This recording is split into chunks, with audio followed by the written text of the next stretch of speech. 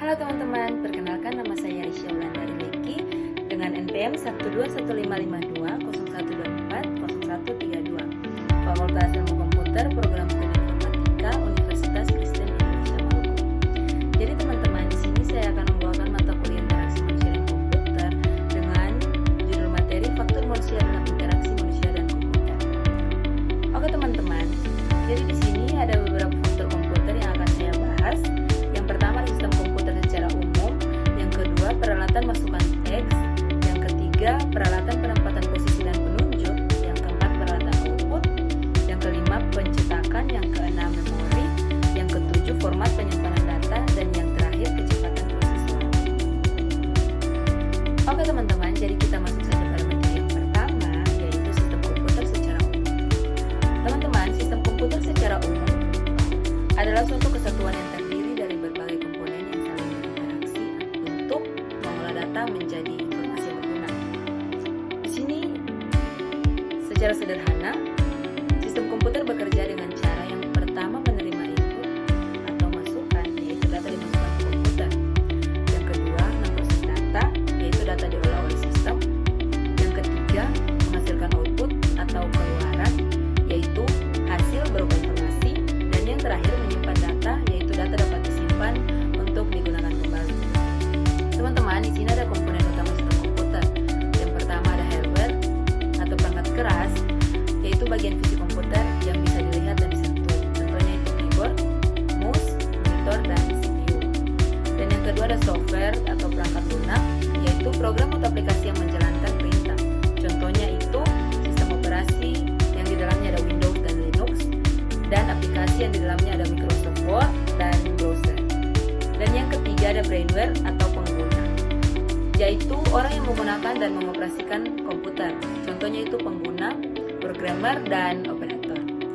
Jadi teman-teman, sistem komputer adalah gabungan dari hardware, software, dan brainware yang bekerja bersama untuk mengolah data menjadi informasi yang bermanfaat. Oke teman-teman, kita masuk pada materi yang kedua, yaitu peralatan masukan teks. Jadi, peralatan masukan teks adalah alat input yang berfungsi untuk memasukkan teks ke dalam komputer agar dapat diproses menjadi informasi. Di sini ada jenis-jenis peralatan masukan teks. Yang pertama ada keyboard, yaitu alat input teks yang paling umum digunakan. Jadi fungsinya yang pertama ada mengetik huruf, angka, dan simbol, dan yang kedua memberikan perintah ke komputer. Kedua ada keypad, yaitu bagian kecil dari keyboard yang biasanya berisi angka. Fungsinya yang pertama memasukkan angka dengan cepat dan digunakan pada ATM, kalkulator, dan lain-lain. Dan yang ketiga ada virtual keyboard, yaitu keyboard yang muncul di layar. Fungsinya yang pertama digunakan pada layar sentuh dan alternatif jika keyboard fisik tidak tersedia. Yang berikut ada touchscreen, yaitu layar yang bisa disentuh langsung untuk mengetik. Jadi fungsinya memasukkan teks melalui sentuhan dan digunakan pada HP, tablet, dan beberapa laptop. Jadi teman-teman, peralatan masukan teks adalah jembatan utama antara manusia dan komputer dalam memasukkan informasi berbentuk. Kita masuk pada materi yang ketiga, yaitu peralatan penempatan posisi dan petunjuk. Peralatan penempatan posisi dan petunjuk adalah perangkat input yang digunakan untuk mengontrol posisi kursor pada layar serta memilih atau manipulasi objek dalam tampilan komputer. Jadi teman-teman, di sini ada fungsi utama. Yang pertama menggerakkan kursor di layar, yang kedua memilih klik, objek atau menu, yang ketiga membuka file atau aplikasi, dan yang keempat menggambar atau menulis pada perangkat tertentu. Yang berikut ada jenis-jenis peralatan penunjuk. Yang pertama ada mouse, yaitu perangkat paling umum digunakan. Jadi cara kerjanya itu digerakkan di atas permukaan datar untuk mengontrol kursor. Yang kedua ada touchscreen, yaitu layar yang bisa disentuh langsung. Jadi cara kerjanya itu pengguna menyentuh layar untuk memilih atau menjalankan perintah. Dan yang ketiga ada touchpad, yaitu biasanya terdapat pada laptop. Cara kerjanya menggunakan sentuhan jari untuk menggerakkan kursor. Dan yang keempat ada trackball, yaitu memilih bola yang diputar untuk menggerakkan kursor. Cara kerjanya itu pengguna memutar bola dengan jari atau telapak tangan. Jadi teman-teman, peralatan penempatan posisi dan penunjuk merupakan bagian penting dalam interaksi manusia dan komputer. Oke, kita masuk pada materi yang keempat, yaitu peralatan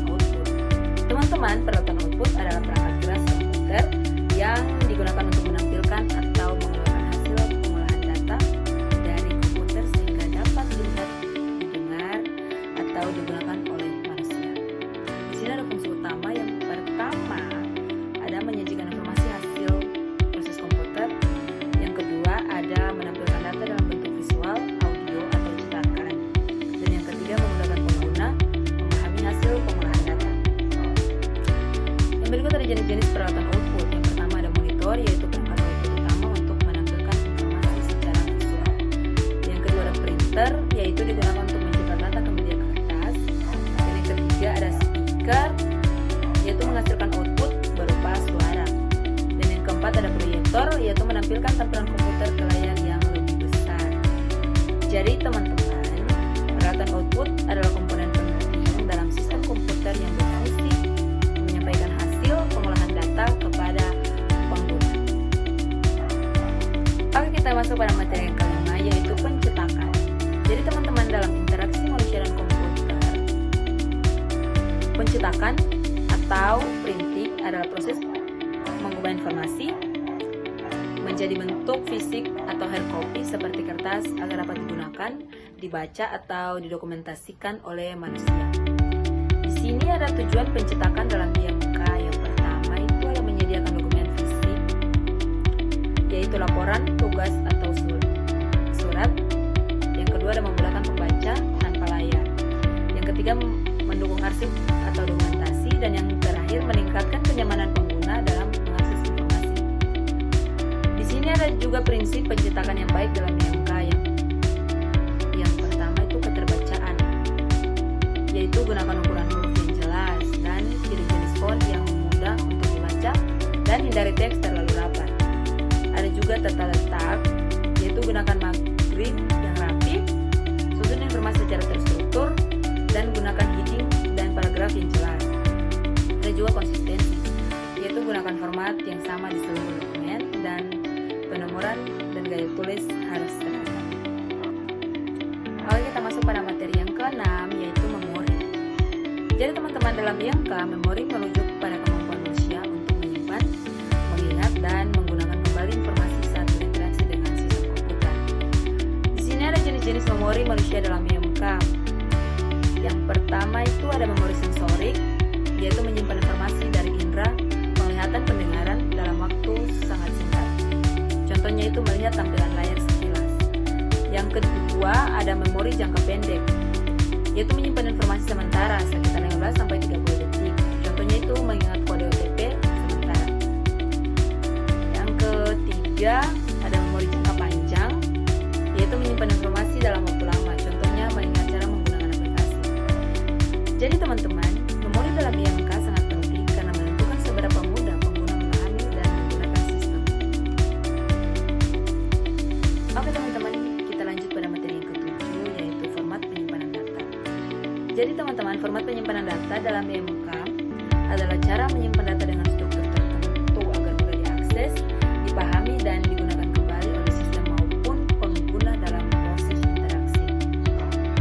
Jadi teman-teman, di sini ada jenis format penyimpanan data dalam IMK. Yang pertama ada format untuk tampilan, yang kedua ada format data terstruktur, yang ketiga ada format multimedia, dan yang terakhir ada format penyimpanan lokal. Jadi format penyimpanan data bukan hanya soal teknis, juga berkaitan erat dengan kenyamanan dan kemudahan pengguna. Oke, kita lanjut pada materi yang terakhir, yaitu kecepatan prosesor. Teman-teman, kecepatan prosesor adalah kemampuan CPU atau Central Processing Unit dalam memproses instruksi per detik. Biasanya diukur dalam hertz seperti gigahertz. Jadi teman-teman, di sini ada peran kecepatan prosesor dalam IMK. Yang pertama itu ada waktu respons sistem, yaitu prosesor yang cepat adalah sistem merespon dengan cepat, dan prosesor lambat adalah sistem terasa lag atau macet. Yang kedua ada kelancaran antarmuka, yaitu animasi transisi dan tampilan akan lebih halus jika prosesor cepat. Dan yang berikut ada jika lambat, tampilan bisa patah-patah atau macet. Yang ketiga ada beban kognitif pengguna, yaitu sistem yang lambat membuat pengguna bingung atau frustasi, dan sistem cepat membantu pengguna tetap fokus dan nyaman.